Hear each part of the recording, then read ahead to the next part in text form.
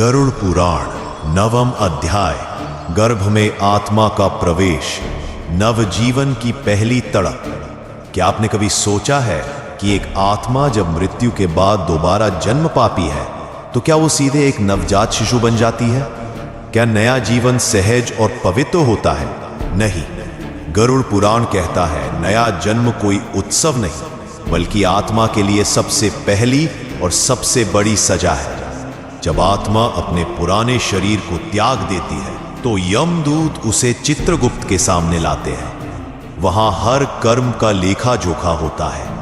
अगर कर्म इतने अच्छे होते हैं कि आत्मा को स्वर्ग मिले तो वह एक अलग मार्ग पर जाती है। अगर पाप भारी होते हैं तो आत्मा को नर्क में भेजा जाता है। लेकिन जिनके कर्म मिश्रित होते हैं उन्हें दोबारा मानव योनि में जन्म लेने का आदेश दिया जाता है।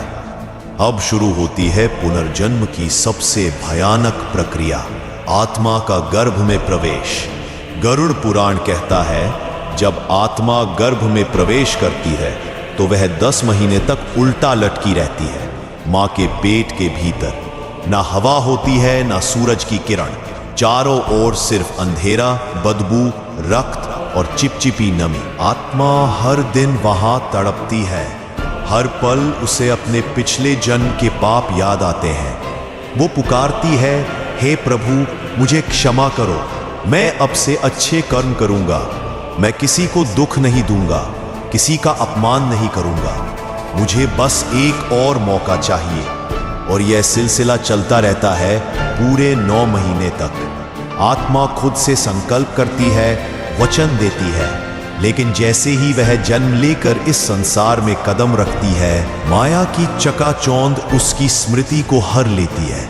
वो सारे संकल्प टूट जाते हैं। फिर से वही अहंकार, वही लोभ, वही पाप, उसी चक्र में आत्मा फंस जाती है। गरुड़ पुराण यहीं पर सबसे बड़ी चेतावनी देता है। अगर इस जन्म में भी आत्मा नहीं जागी तो अगला जन्म शायद मिले ही ना, या फिर मिले तो किसी कीड़े, पशु या प्रेत रूप में मिले। इसलिए आज का कर्म ही तय करता है कल की योनि। गर्भ की पीड़ा से बचना है तो अभी से जीवन को सही दिशा देना होगा।